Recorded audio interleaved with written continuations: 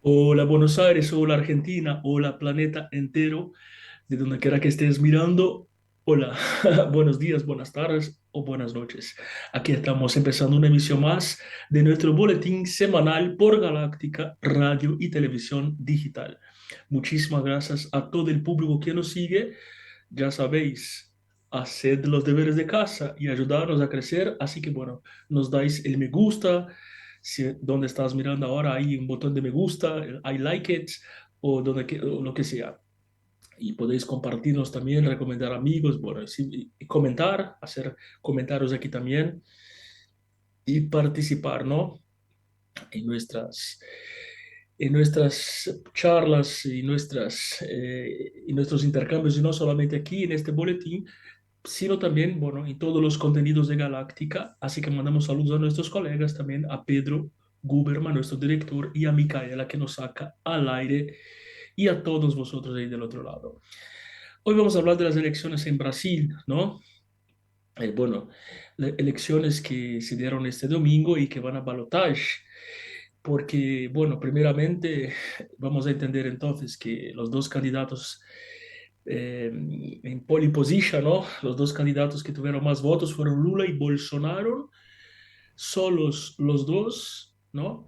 Con 92%, o sea, más de 90% de los votos, solo dos candidatos. Y todos los demás candidatos, 8%, ¿no? Vale decir que Brasil es un país multipartidario, no como la Argentina, por ejemplo, que es peronismo y radicalismo, o peronistas y radicales, ¿no? O Estados Unidos, demócratas y republicanos. Bueno, en el caso de Brasil es un país multipartidario, incluso el partido del presidente Bolsonaro ni es tan importante, ni es tan grande, ni es tan conocido. Ahora, obviamente, un poco más porque está él. Y en realidad, entonces, bueno, hay otro tipo de estructura partidaria. Eso para decir que, bueno, que realmente Lula y Bolsonaro eh, tuvieron prácticamente todos los resultados de las urnas, ¿no? Y bueno, y aquí ya tenemos la primera lectura que podemos hacer, ¿no? Okay, vamos a intentar comprender la situación un poco, sin hablar mucho de profundidad también, porque, bueno, porque estamos en el medio de las elecciones. A fin de octubre tenemos la segunda vuelta, es decir, el balotaje. Pero bueno, la primera conclusión, que es muy obvia además, ¿no es cierto? Tampoco hace falta demasiado aprofundamiento para entenderla, pero la primera conclusión transparente más clara que hago es que hay una dualidad, ¿no? Lo que en Argentina se llama grieta. Entonces, Brasil se metió en un proceso de grieta muy acentuado, como nunca se ha visto antes, ¿no? En la historia de las elecciones democráticas. Porque, bueno, siempre hay favoritos, pero bueno, hay por ahí candidatos con 10%, con 20%, otros con 30% y después una segunda vuelta, ¿no? Pero bueno, aquí realmente los candidatos, bueno, que dividieron a Brasil son Lula y Bolsonaro. Entonces vamos a entender eso, vamos a entender por qué, qué está detrás de eso, qué significa y cómo leer esos datos, ¿no? Bueno, entonces, primeramente, bueno, como dije, se ve que entonces está bastante fragmentado, está dividido en dos, una grieta, ¿no? Pero esa grieta, ¿cómo es? Vamos a analizarla, ¿no? Bueno, Lula es un Bolsonaro de izquierda y Bolsonaro es un candidato de derecha, ¿no? Ambos lejos del centro en lo económico, y digo en lo económico porque, bueno, si uno se mete a hablar de política, las pautas son otras, ¿no? Las pautas en política son el aborto, ese tipo de cosas que no es lo que voy a tratar aquí. Voy a tratar solamente la parte económica, ¿no? Mayor Estado, menor Estado, etcétera. Entonces, Lula es un candidato sindicalista, ¿no? Que viene del sindicato, entonces obviamente que, bueno, que tiene predilección por un Estado mayor, por un proteccionismo mayor del trabajador y por un control absoluto del Estado y de las comunicaciones. Entonces sería uno de los lados de la grieta en Brasil, ¿no? Y Lula, además, ha sido presidente de Brasil en dos oportunidades, ya lo conocéis todos, una persona de fama mundial, ¿no? Y por otro lado, Bolsonaro, que es todo lo contrario, está lejos del centro, hacia la derecha, en lo económico, es decir, Bolsonaro es de la escuela liberal absoluta, de poquísima intervención en economía, de reducción fiscal, baja de impuestos, bueno, de libertad económica, ¿no es cierto? Bueno, entonces, ahora vamos a entender por qué esos resultados llegaron donde están, ¿no? Entonces, vamos a ver. Bueno, en los últimos años estuvo Bolsonaro. Bolsonaro es el presidente de Brasil. En realidad, Bolsonaro está intentando ir por su reelección, mientras que Lula es expresidente de Brasil y está intentando ir por su retorno, ¿no? Lula estuvo recientemente preso por corrupción, condenado en primera y segunda instancias y el tribunal, la Corte Suprema de Brasil, no es que lo inocentó, pero consideró que el tratamiento de su juicio no había sido justo, no había sido correcto, con lo cual lo disolvió. Entonces, bueno, quedó, quedó se cayó el juicio que se le hizo, entonces, bueno, eso tendría que empezar todo del cero, ¿no? Que había sido un juicio público, pesado, demorado, oneroso, pero bueno, eso se cayó. Y bueno, Bolsonaro es un otro perfil, ¿no? Mientras que Lula es un sindicalista, Bolsonaro, bueno, es un ex militar. Entonces, claro, en Latinoamérica, como las dictaduras fueron militares, también existe esa tensión sociológica, ¿no? De un militar en la presidencia, bueno, qué cosas podrían significar eso, etcétera y tal. El gobierno de Bolsonaro fue marcado por la pandemia, ¿no? Entonces, lógicamente que aquí, bueno, vamos a contextualizar eso, pero aún así, bueno, Brasil consiguió tener un crecimiento enorme, unos índices de empleos muchísimo mejor que históricamente había tenido. El país presenta superávit fiscal, el Estado gastó menos de lo que recaudó, bueno, cosas que no pasaba hacía muchísimo tiempo y hizo muchísimos ajustes, ¿no? Por ejemplo, Bolsonaro eliminó las subvenciones para hacer películas, para cine, bueno, para cultura, bueno, lo que en Brasil es un tema complicado, ¿no? Se llama Ley Rouanet, ¿no? Bueno, bueno, para decirlo de una manera más eh, simbólica, hizo los deberes de casa. En lo económico, hizo los deberes de casa. Entonces, bueno, Brasil presenta en ese momento una deflación, cosa rarísima que hace muchísimo que no se veía, ¿no? Y un crecimiento de su Producto Bruto Interno muy importante, como también hace muchísimos años que no se veía. Bueno, la verdad que hubo un crecimiento económico muy importante en los últimos años, ¿no?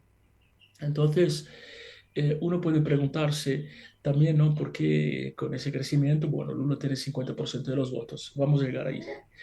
Bueno, eh, además de lo económico, que es donde me quiero enfocar hoy, hay cuestiones políticas también, ¿no? Hay cuestiones políticas que tienen que ver con ese nuevo modelo de mundo, ¿no? Si vamos a un mundo más, en fin, las nuevas pautas, que son las pautas de la izquierda, las pautas de la derecha, bueno, el mundo, digamos que revoluciona. Yo ya expliqué aquí mismo, en Galáctica, expliqué la diferencia entre globalización y globalismo, ¿no? Son esas dos fuerzas a nivel internacional, una más de libre mercado, más neoliberal, y la otra, bueno, el globalismo más de izquierda, más de control desde algunas fuerzas que no conocemos muy bien, bueno, de muchos factores del mercado, ¿no? Entonces, bueno, eso sí, ahora ya estoy hablando de política, ¿eh? Entonces, por ejemplo, el presidente Bolsonaro es a favor de una mayor libertad de prensa, de comunicaciones, mientras que el gobierno de Lula es a favor de un control de la información y de la prensa, ¿no? Y eso lo vivimos durante el COVID, por ejemplo, ¿no? Que uno, por ejemplo, no podía decir en sus redes sociales, bueno, pues yo creo que esa vacuna no es buena, yo creo que no la voy a tomar. Eso era imposible decirlo, ¿no? Y uno piensa, bueno, pero el gobierno de Bolsonaro Bolsonaro estaba en el gobierno y como eso, es que Bolsonaro gobernó desde el Ejecutivo, pero con poquísimo apoyo del Legislativo, ¿no? Entonces, claro, a veces no siempre el que está en la cabeza del Ejecutivo en un país democrático, ¿no? De tres pilares de poder, no siempre tiene todo el poder. Y aquí está la cosa también, ¿no? Bolsonaro tuvo casi la misma cantidad de votos que Lula técnicamente, pero bueno, la derecha en Brasil tuvo muchísima llegada al legislativo, ¿no? Bastante más que en el gobierno anterior. Entonces, aunque ganara Lula las elecciones, el país sería, bueno, el legislativo, que es realmente donde se manejan las leyes, ¿no? Al fin y al cabo, el ejecutivo ejecuta nada más, salvo sus decretos, pero bueno, no tiene tanto poder en un país como Brasil, donde los poderes funcionan y bastante bien en ese momento, ¿no? Sobre todo el judiciario, que realmente prácticamente tiene más poder que el ejecutivo. Entonces en Brasil hubo esa victoria también del legislativo. Hay muchísimos bolsonaristas que fueron elegidos y bueno, y eso significa que si gana Lula tendrá un poco más de dificultad en aprobar leyes y si gana Bolsonaro tendrá facilidad en hacer las reformas que no logró hacer en su primer mandato, porque él intentó hacer muchas reformas, pero muchas de ellas no pudieron pasar por esa cuestión que estoy diciendo del partidarismo, ¿no? Bueno, y además de eso, otra cosa que es muy importante resaltar, en ese momento Latinoamérica es prácticamente toda de izquierda, ¿no? Si uno analiza desde allá de México hasta el sur, hasta Argentina y Chile, ¿no? El sur total, bueno, prácticamente la mayoría de los países está en la izquierda en ese momento. Entonces, el hecho de Brasil que gane Lula, que gane Bolsonaro, tiene muchísima importancia, porque eso le va a terminar de dar, sea el equilibrio, o sea, Brasil quedando en la derecha y Latinoamérica quedando en la izquierda, entonces ese equilibrio, digamos, retórico, ¿no? De filosofía política, ¿no? De cómo debemos ir a Latinoamérica, y bueno, si gana la izquierda, es decir, Lula, obviamente que toda Latinoamérica en toda Latinoamérica habría una especie de poder supranacional, ¿no? Obviamente, una especie de, que de hecho, bueno, hay algunas agrupaciones como el Foro de São Paulo, ¿no? Fundado por Lula, Fidel Castro, bueno, está Cristina también, Maduro. Entonces, Dilma Rousseff, ¿no? Bueno, todos pasaron por allí. Entonces, claro, en ese sentido, si gana la izquierda en Brasil, bueno, el país puede también afectar la escuela política latinoamericana, sudamericana, ¿no? Sudamericana.